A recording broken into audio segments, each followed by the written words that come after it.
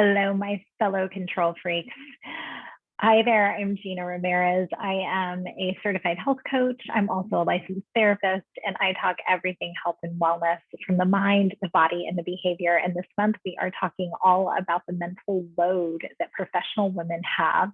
And I couldn't let this whole topic go without talking about our control issues because I got to tell you, I'm a recovering control freak myself, controlling everything or wanting to control everything. And I think it's just the nature of who we are and what we do, right? That we want to have our hands in a lot of pots and that we feel good that way. Like we get a lot of our identity by having our hands in a lot of pots, by doing a lot of things well. And until it doesn't turn out well, right? Until it doesn't go so well, until our mental and physical load that we have on ourselves feels like 100 pounds of weight, like this heavy backpack that we need to shed, friend. So how do we do that when it comes to our control issues that you have, maybe that I definitely had? I don't have very many anymore. Still there a little bit, but not as many as I once did.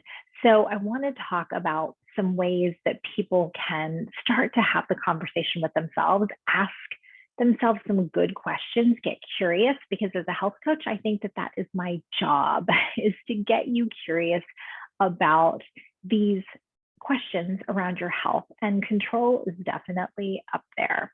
So as we think about your issues with control, or maybe your friends' issues with control, if that's not you, think about what is the fear around letting go? Because, this conversation about mental load, how do you manage your life as a professional woman with all the things that you have to do? The last piece that I left you guys with in one other video, so go through the playlist, you'll see all the videos there. The last piece I left you with is letting go. And the problem with letting go is that we don't, because we're afraid. Afraid of what? That is number one question. What are you afraid of? As a health coach, I hear a lot of different things that people are afraid of. I'm afraid of losing weight. I'm afraid of growing old and aging. I'm afraid of wrinkles. I'm afraid of not being there for my kids when they get older because my health is so bad. I'm afraid of, retirement and not being able to function and be happy and healthy and do all the things that I want to do in retirement. These are some of the things that I hear that people fear as a health coach, right? That I'm walking people through. So for you, what is it that you fear most around the issue of your mental load and this idea of control? What is there to be scared of if you let something go that's on your plate so that you can get relief? Question number two is, what would happen if you let that thing go? What's the worst thing that could happen? Somebody doesn't load the dishwasher like you. That could be the worst thing. Number three, are you being realistic? Do you have realistic expectations of yourself?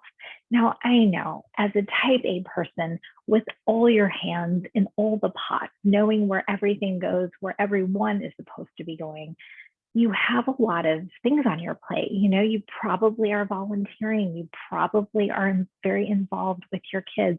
You have a full-time career. You have all these things, right? And letting one of them fall could feel disastrous. So for you, do you have realistic expectations of yourself? Are you holding yourself to a higher standard that isn't realistic? Ask yourself that question. And the last question is, what can you begin to delegate that feels good? Now, you heard me there. I want it to feel good for you to be able to get something off your plate. I want it to feel relief. I want you to have the freedom to be able to do that and to feel good about it. As a professional woman who has a lot of things on their plate, whose hands again are in a lot of pots, and we get our identity from that, right? We get a lot of pride from that. I get it. But it also can feel like a heavy weight.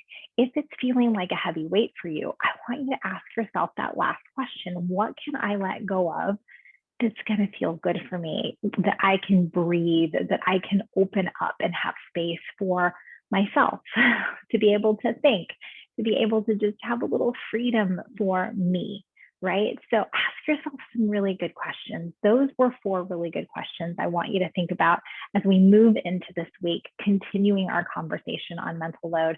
I've got some fabulous conversations coming up with different women in different industries, all professional women, about how they are managing their mental load. I will pop them into this playlist so that you'll be able to see those conversations as well.